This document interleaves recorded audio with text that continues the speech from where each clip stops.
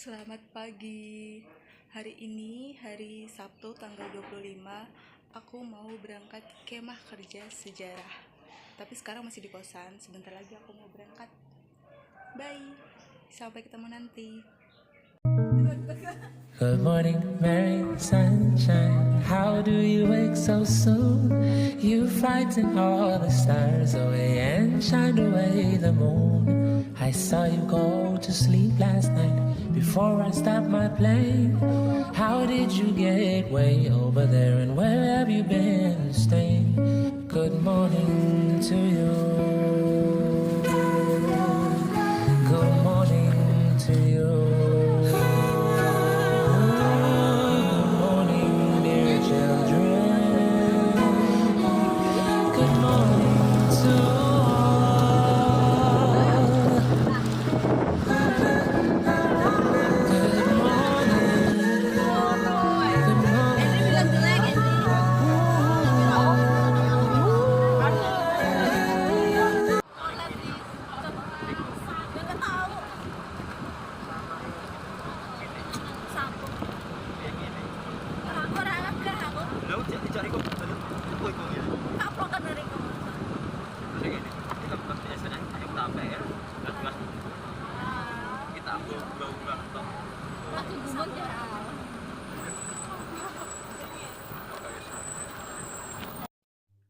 Di sini kita sudah sampai di Dusun Sodong dan kita langsung diarahkan untuk beristirahat di salah satu ruangan yang ada di Sekolah Buddha Dusun Sodong ini.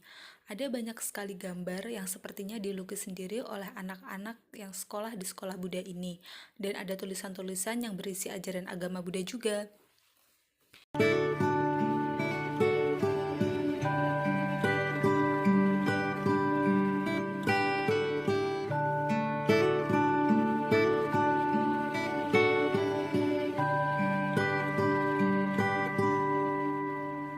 Hey baby, this is your lullaby song. Tadi setelah beristirahat, setelah makan siang juga, kami langsung buat tenda, dan ini tendanya. Tapi aku tidak merekam karena ya harus bikin tenda, ngebantu teman-teman. Dan ini tenda dipakai untuk kami tidur nanti malam, jadi kami nggak tidur di dalam ruangan. Hai, say hi, say hi, say hi, say hi. Kita mau jalan kemana, Mas? Makam. Kita mau jalan ke makam.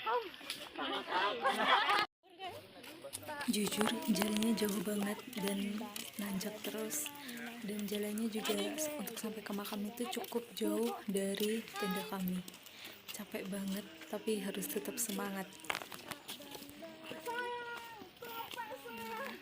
Atau penghuni pertama dusun sini yang namanya Mbah Iro Sumito.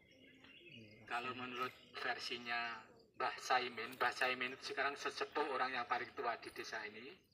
Bapaknya Pak Wahyudi tadi yang Mbah Saimin. Nah, Iro Sumito ini meninggal pada 1815. Jadi abad ke-19. Benar abad ke-19? Abad pertama itu tahun berapa sampai tahun berapa? 1 sampai 100. Abad 1. 1 sampai 100. 1 sampai 100. Woi. 1 sampai Dulu 1000. ada tahun Jawa, tahun Islam, tahun ini, tahun Saka. Teman-teman itu ingat biasanya kan sering bicara tahun Saka. Rumusnya tahun Masehi dikurangi 76 itu ketemu tahun Saka. Nah, kalau kita lihat dari tahunnya berarti sebelum perang Diponegoro kan?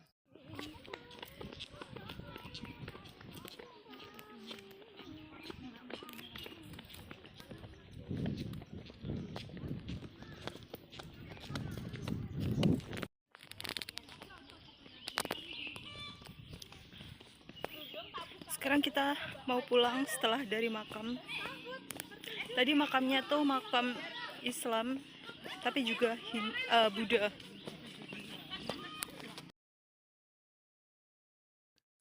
Ini merupakan vihara yang berada di Dusun Sodong, tempat di mana warga Buddha Dusun Sodong melakukan sembayangnya. Vihara ini bernama Vihara Dharma Dwipa, dibangun pada tahun 1990-an, dan warga yang beragama Islam juga ikut proses dalam membangun vihara ini. Oh kayak agama Islam nggak usah dianu, oh kayak agama Buddha nggak usah, nggak ada seperti itu. Itu timbul karena rasa kohesi sosial kita yang luar biasa dari dasar, dan itulah yang membuat kekuatan kita, kekuatan masyarakat di sini itu kerukunan yang luar biasa menurut saya. Jadi dengan adanya seperti itu, bukan agama itu dinomorduakan, bukan. Tapi nilai-nilai kemanusiaan yang juga terkandung di dalam agama adalah kita utamakan. Yang penting menyelamatkan orang, yang penting membantu orang, yang penting menjaga lingkungan, yang penting gotong royong. Itu adalah nilai-nilai dari menurut saya adalah dasar dari moderasi beragama yang perlu dikuatkan dulu. Ketika orang yang sudah mengenyampingkan itu, saya kira agama pun apapun, ketika kita praktek apapun tidak akan terjadi kerukunan, karena akan terjadi fanatik, artinya fanatik secara sosial. Sebenarnya kalau fanatik ke dalam ke agama kita nggak apa-apa, karena memang manusia yang beragama adalah taat, kan seperti itu. Nah, dengan begitulah makanya berapa tahun Beliau yang lalu adalah Pak Suwandi dusun yang kecil merupakan ini seorang bante dan ketua dari Vihara Dharma terpilih Dwipa. menjadi dusun moderasi beragama. Dari tokoh Islam sendiri, beliau adalah Kiai Suratno yang merupakan ketua takmir Masjid Siratal Mustaqim. Dari dulu itu pernah saya dengarkan apa yang sudah diucapkan sama Pak Wandi itu memang benar. Kehidupan sehari-hari ini untuk wilayah masyarakat Seodong ini saling berkehidupan dengan bermasyarakat kiri kanan, walaupun perbedaan antara agama Islam dan Muslim. Jadi kehidupan sehari-hari itu semacam gotong royong, selalu mengaitkan dengan tetangga yang Muslim maupun yang Buddha, itu selalu menjalin kerukunan setiap hari. Jadi intinya kalau di sini yang namanya kerukunan itu dipandang dari orang meninggal. Yang pertama intinya dari contohnya yang meninggal itu dari pihak Buddha atau yang beragama Buddha, itu dari kami yang Muslim itu ya sama-sama takziah istilahnya, datang untuk melayat ke rumahnya yang meninggal itu, berbelasungkawa, ikut mendoakan yang meninggal itu tadi. Terus dari itu tadi, dari segi pengurusan jenazah itu dari istilahnya dari yang meninggal Buddha itu, untuk pengurusannya itu ya dari kelompok Buddha. Namun dari yang Muslim itu yang hadir ke tempat yang meninggal itu tadi juga ikut membantu untuk menyiapkan yang satu untuk pemandian. Pemandian istilahnya menyiapkan air untuk memandikan jenazah. Yang kedua kalinya contohnya untuk membantu membuatkan pemakaman atau membuat tempat kubur, itu membuat lubang itu yang meninggal itu dari pihak Buddha, bukannya itu yang bikin kuburan itu dari kelompok Buddha, bukan. Tapi semua melibatkan dari masyarakat, ada yang Buddha, ada yang Islam. Masyarakat Dusun Sodong meskipun berbeda agama tetapi dapat hidup secara berdampingan, damai, bersatu, saling menghargai dan saling membantu adalah merupakan nilai-nilai dari moderasi beragama yang sengaja dibudayakan oleh mereka. Selamat pagi. Sekarang kita lagi mau nunggu lomba. Tadi habis senam tapi aku nggak ngerekam banyak ya, karena harus senam.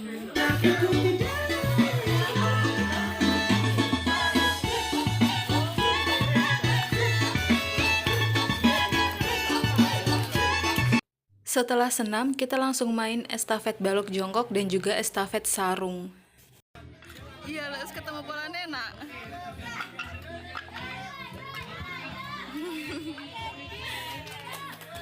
Agak. Loh, belum siap kali.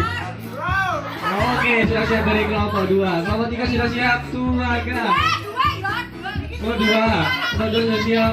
Teriak roar. Tuaga. Oke, sudah siap dari kedua tim. Let's go. Sudah tiga antara kelompok 2 dan 3. Kita mulai dari hitungan ketiga. 1, 2, 3.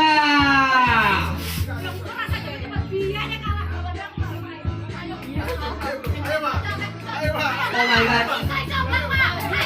Oke, dari kelompok 3 sudah selesai. Masalah. Oh my god. Kelompok 2 menyusul dari bawah. Jangan apa itu dari belakang.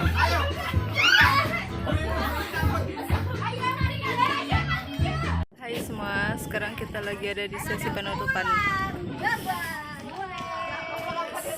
Semuanya lagi bersiap untuk pulang. Sebelum pulang, kami mampir sebentar di situs suatu dukun, tapi sayangnya kami belum bisa melihat secara langsung karena pemilik kunci sedang berhalangan untuk datang.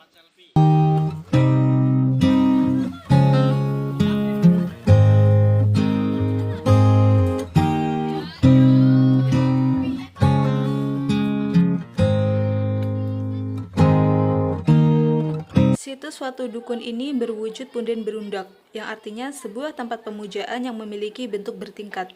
Dalam perkembangannya, pada malam Jumat Legi digunakan untuk meminta-minta kepada kekuatan gaib.